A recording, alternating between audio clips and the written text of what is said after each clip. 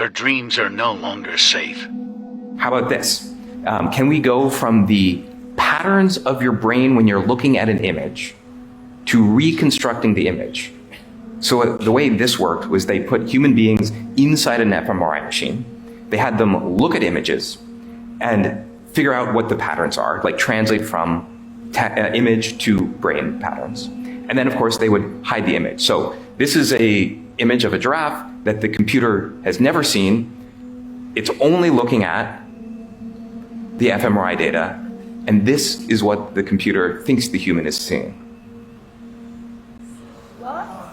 Yeah. Now, to get state of the art, here's where the combinatorial aspects, why you can start to see these are all the same demo. To do this kind of imaging, the latest paper, the one that happened even after this, which is already better, uses stable diffusion, uses the thing that you use to make art. Like, what should a thing that you use to make art have anything to do with reading your brain? But of course, it goes further. So in this one, they said, can they understand the inner monologue, the things you're saying to yourself in your own mind? Mind you, by the way, when you dream, like your visual cortex runs in reverse, so your dreams are no longer safe. But we'll try this. So they had people watch a video and just narrate what was going on in the video in their mind. So there's a woman, she gets hit in the back, she falls over. This is what the computer reconstructed the person thinking. See a girl, looks just like me, get hit in the back, and then she is knocked off.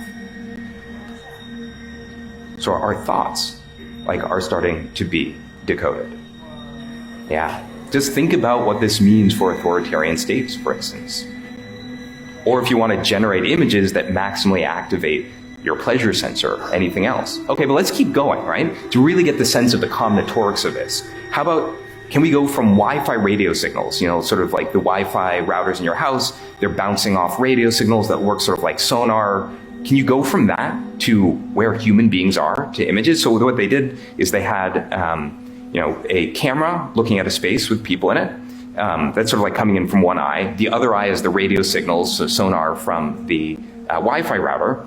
And they just learned to predict, this is where the human beings are. Then they took away the camera. So all the AI had was the language of radio signals bouncing around a room. And this is what they're able to reconstruct.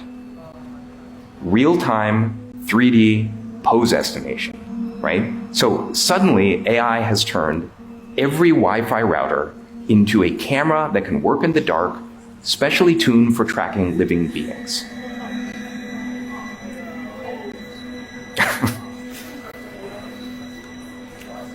But, luckily, that would require hacking Wi-Fi routers to be able to, do something with that.